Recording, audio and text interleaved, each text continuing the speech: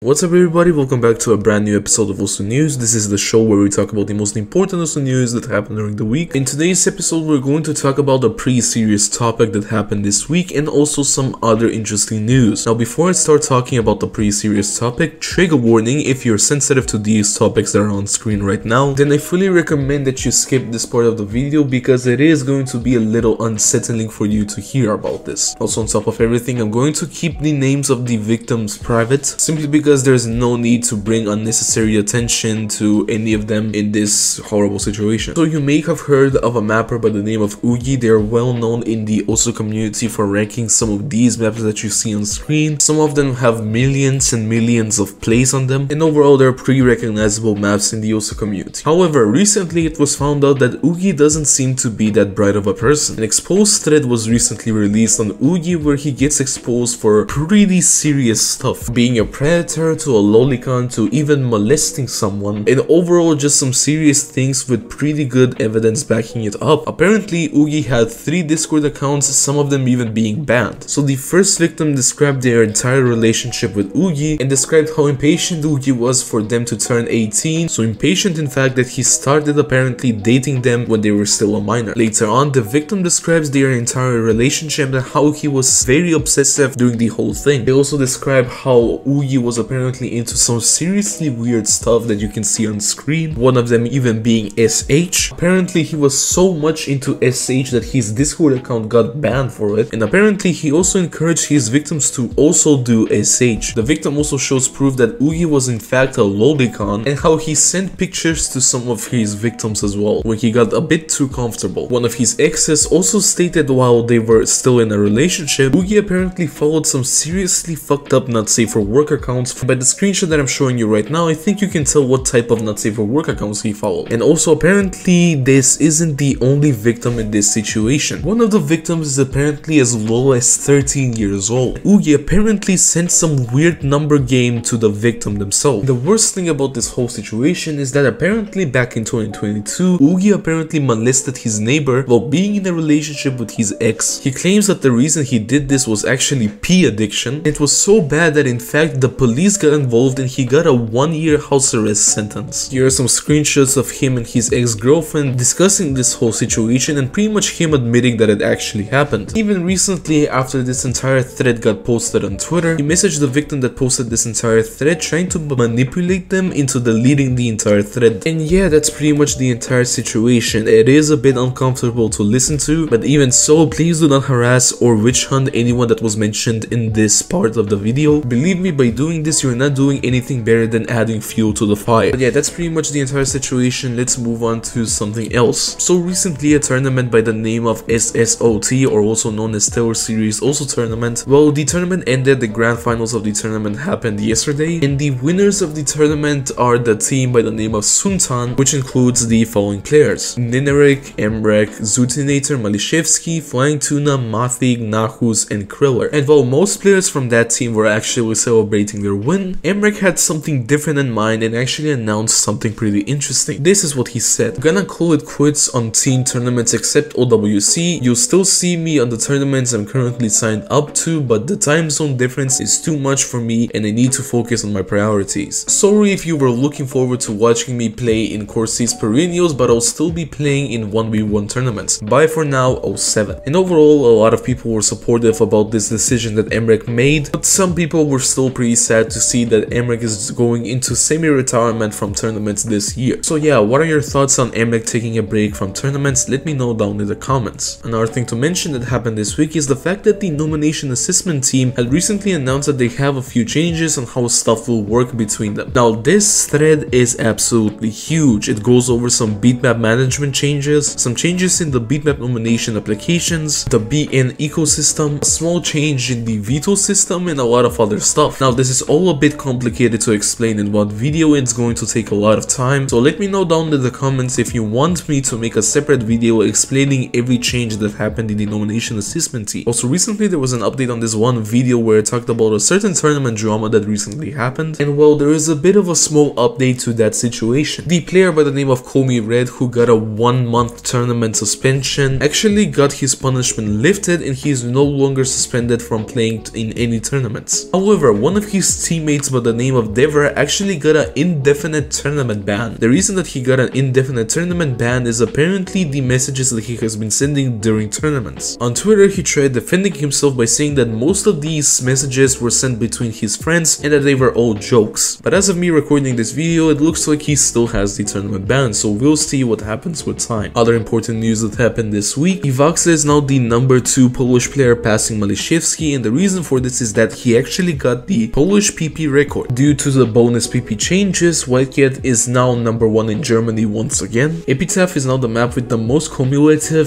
PP across its top 50 leaderboards. And finally, UserSeif announced a $200 also TikTok competition that you can read on screen right here for more information. But yeah, that's pretty much it. Thank you so much for watching. Really hope you enjoyed, and I'll see you in the next video. Bye bye.